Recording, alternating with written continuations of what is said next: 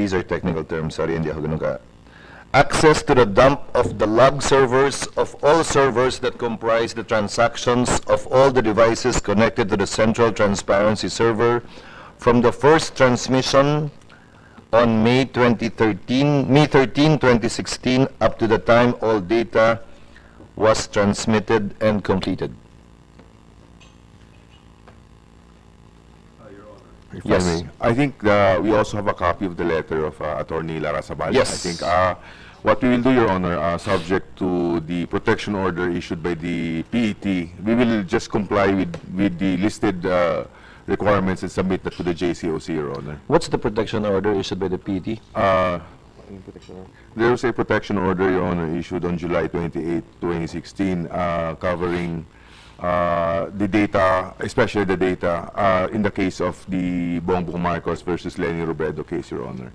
So therefore, like example for access to the EMS wherein the dump server is located, we may have to secure the consent of the PET before we can access that and provide it to you, Your Honor. Kayo na kumuha ng consent? Yes, Your Honor. Kindly Yes. inform them We'll that it's just give being you requested update. by the Oversight Committee.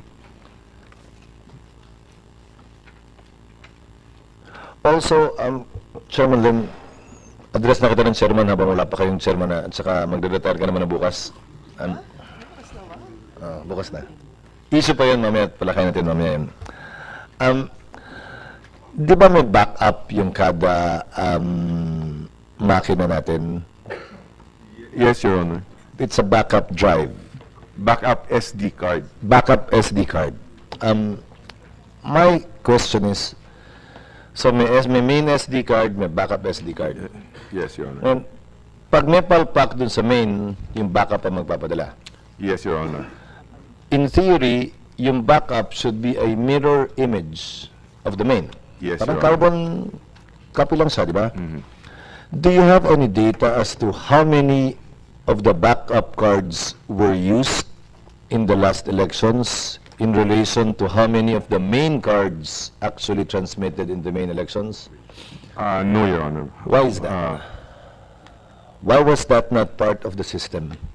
I mean, it's a simple data to retrieve and get and to be curious about, di ba? May I ask the acting director of the Information Technology Yes, please. Department, Your Honor, Yes, Ms. please. Tororica.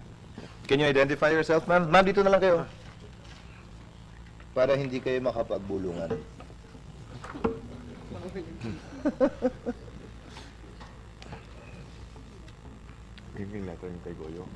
Good morning, Your Honors.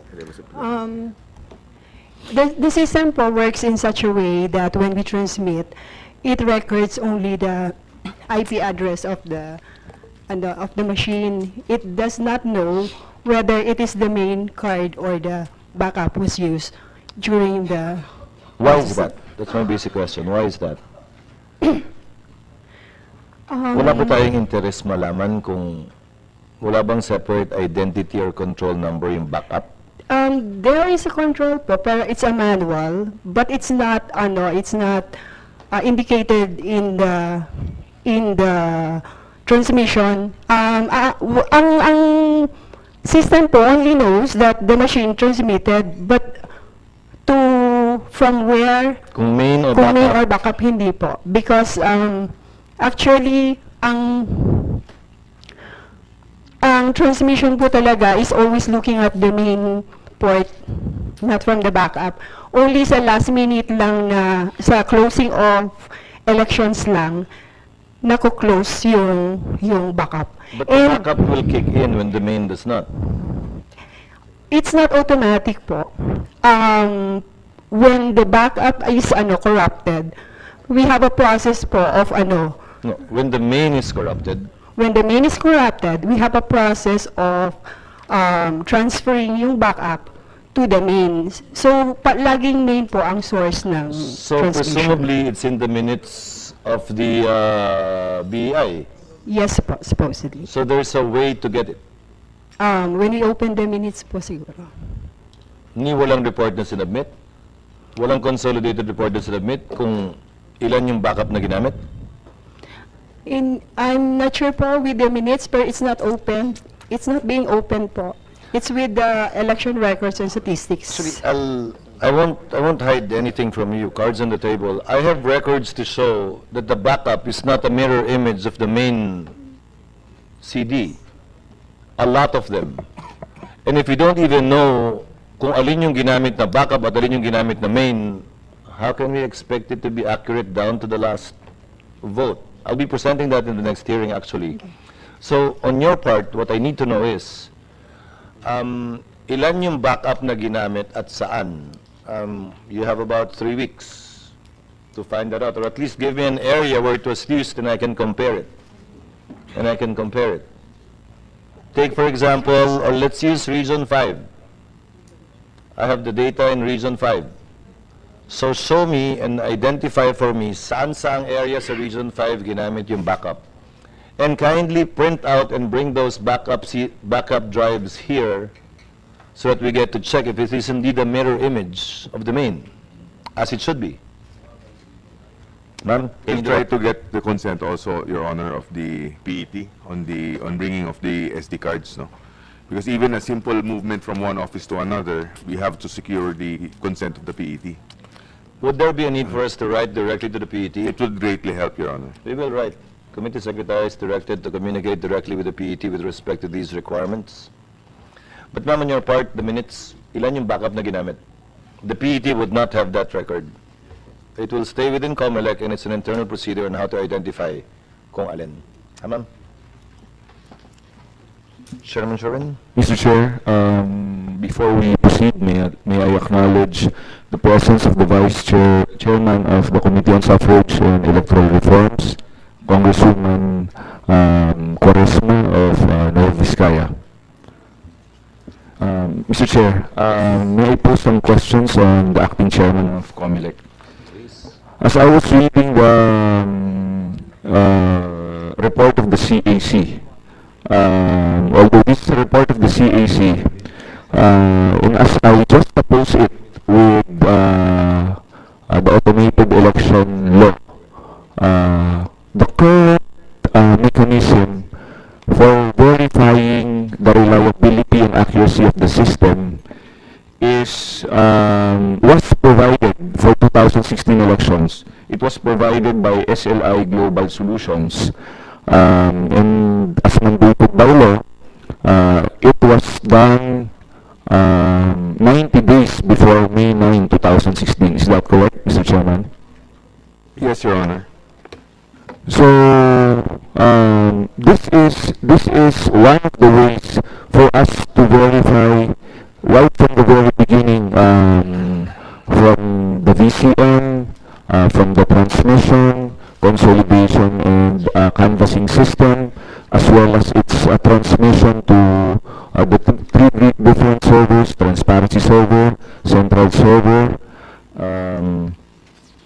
This is one of the ways to be able to determine the reliability of the entire automated election system, Mr. Chair. Yes, Your Honor. Yes. Aside from that, what we currently have is a local source code review wherein representatives from different political parties, different NGOs, stakeholders of elections are given the opportunity to see how it's being done, its reliability in relation to source code. So this is the second manner of verifying its reliability. Yes, Your Honor. prior to actual casting of votes and its counting. Yes, Your Honor. And then, as I read it, I saw also that the third one is the random manual audit, which is composed of pre-selected municipalities and cities of clustered precincts. Yes, Your Yes. Honor. What has arisen, just what like Senator Co-Chair, Senator Chiz said earlier, from your end, do you believe that with these mechanisms in place, do you think this is a foolproof system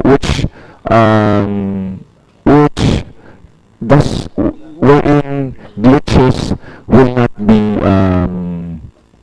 happen in the course of an actual automated election law? First of all, Your Honor, if I may just add one more thing, no? One of the checks that we did, we implemented for the first time in 2016, but we never did before, was we conducted a hardware stripping. Only the political parties know this. We invited them. We had technicians from Smartmatic flown in from Taiwan, and they opened the machine up to the bare bones, no? So they could see all the chips inside the machine. And we had a volunteer from one of the political parties, I think it was Attorney Ivan Uy of UNA. He went to the warehouse, he pointed to a machine at random, and we also opened the machine to see if all the setup, the chips are the same. No? We just could not publicize that because it was very confidential in case of proprietary information of the machine. No? But that's one test that we added for the 2016 elections. No? Going to your question, Your Honor, I would say that there's really actually no system that's actually foolproof, absolutely foolproof. No? There's really no 100%. The issue is compensating controls. Do you have compensating controls if something wrong happens? And that's one of the factors that is required of the technical committee. That one as basis for the certification is that do you have compensating controls, so in case something wrong happens, no? And which we have a contingency plan for that matter, no? As much as possible, in any automated system, there's really no 100% foolproof, but the best is what you can prepare to make sure it's near absolute foolproof, Your Honor. Thank you, Mr. Chair. Well, I was reading the entire report, and I was reading also the law. I was telling also my co-chair earlier that isn't it from the time that the automated election system was crafted into law, and since there was also some sort of pressure to be able to execute it way back in 2010, and there were some glitches. 2013 glitches in the delay in the transmission of the results. My only point is that the reason why we have an oversight committee that was created by virtue of the automated election system law is that to make sure that through the years from the dates 2010, 2013, 2016, in 2019, we will be able to at least make a miniature of the glitches to be able to have the actual voice of the people to their votes. Okay. So, yes. I may comment on that, Your Honor. As I've been saying, elections will always be a work in progress. No, it's always, for every election, room for improvement. So if you look at how the system we made for 2016 was that if you look at 2010 and 2013, in terms of encryption, it was at 128, but for 2016 it was 256, so it's harder to crack now. In 2013, we discovered that there were lines appearing caused by dirt, external objects going inside. But in 2016, if you look at the machine is a no-contact machine, does not have a Mylar system already. It also has a self-detection system, wherein if there's going to be dirt that's going to cause marks on the ballot, it will be detected, and you have self-cleaning sheets. No? If you look at 2010, 2013, we use CF cards. A problem with CF cards is that they use pins when you insert them, and if the BI is in a hurry and the pins break down, then basically that's a useless CF card. Now we use SD cards, which are more durable as compared to CF cards.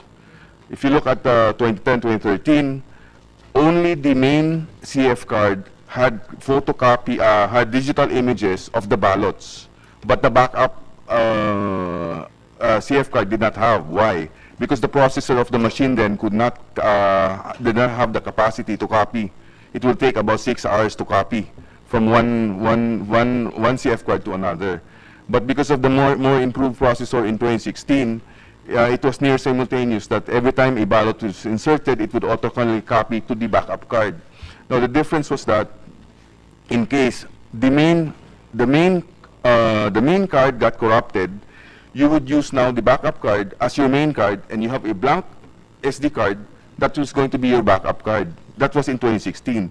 But in 2010, 2013, if your main card was corrupted, then you had to call the warehouse in Manila, in Cabuyao, for them to ship a CF card to the site so that they can have the elections. No? So it's really a work. There's a lot more improvements, and I think we're also looking at if there were ever mistakes made in 2016, that's always room for improvement for 2019, Your Honor.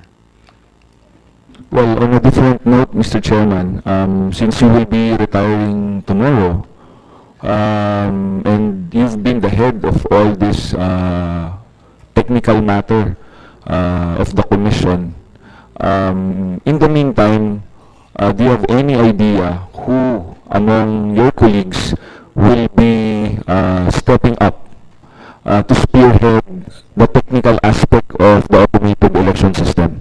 Thank you, Your Honor. Yesterday, during the NBank session, we have designated Commissioner Al Pareño to be the acting chairman